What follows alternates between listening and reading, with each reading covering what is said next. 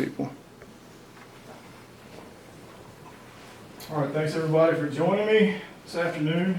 So I brought you with food. Today we're going to talk about hydraulic fracturing, or better known as fracking as a technical term. My name is Joseph Piner and I'll be giving the presentation. Earthquakes. We all know what earthquakes are.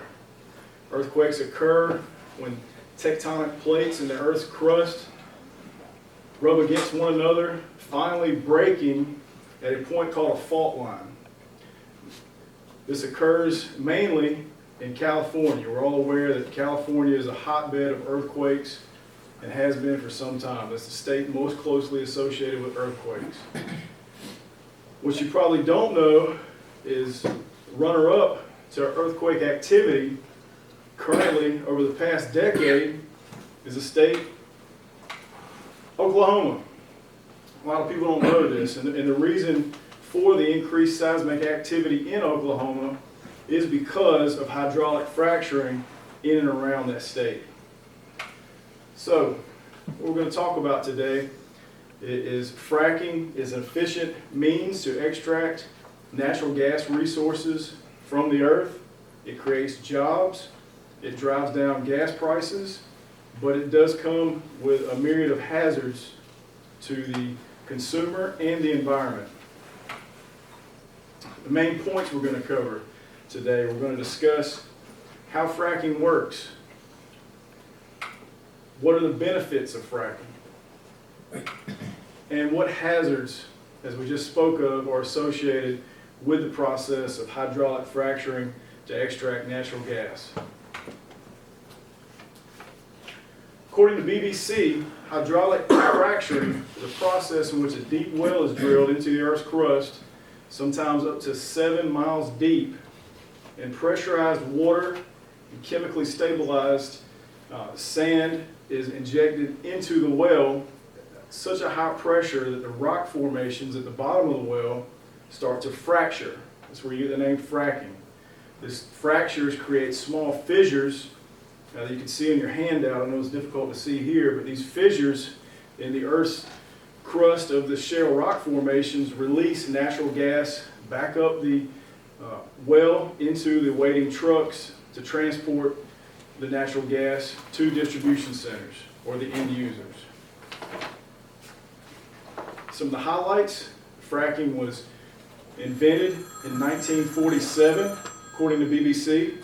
It is a much more efficient means of natural gas extraction above and beyond a normal horizontal deep well that doesn't introduce the pressurized water component to break the rocks apart. It uses sand, as I mentioned earlier. The sand is poured down the well during the process to actually hold open the cracks or fissures in the rocks. Sand keeps them from collapsing back on themselves and allows all of the natural gas to be released and extracted into the trucks awaiting at the top of the well. According to Popular Mechanics, a technology that has occurred in the past decade that has increased the yield from fracking wells is the ability to drill horizontally instead of vertically. Here's our vertical well, and over the past decade we've developed a means to actually turn the well and attack the shale formations from the side, which increases the surface area you're able to drill into, thus increasing your fractures and fissures, allows more gas to escape. And currently, fracking accounts for 50% of the United States natural gas production. So, some of the pros, we've touched on a couple already. It's a very high yield associated with fracking, almost double that of a normal vertical well used prior to fracking in 1947. According to BBC News, the fracking, because of the yield of natural gas that it produces, it also drives down gas prices at the pump. Natural gas is a competitor of normal gas and oil as an energy source. So since it's so abundant, we're actually able to reduce the cost of gas that we pay for in our vehicles. ProPublica has also told us that the United States is currently at a 27-year low for CO2 emissions because of the amount of natural gas that we're using.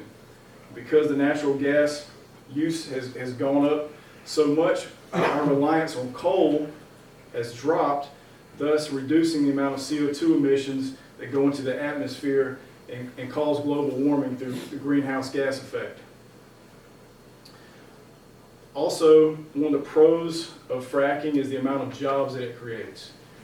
The technology really hit its prime over the past decade, and that's right when we needed it due to the economic downturn. We created thousands of jobs to man the wells, process the natural gas, and transport the natural gas over the past decade. So that's the final pro. Now we're going to talk about some of the hazards.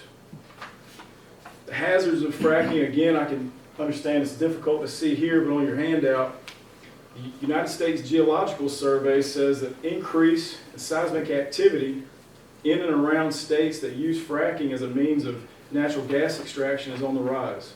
That's why states such as Oklahoma, that we discussed earlier, and Kansas are seeing magnitude 2, 3, and even last year, Oklahoma had a 5.6 magnitude earthquake around an area of high concentration of fracking wells.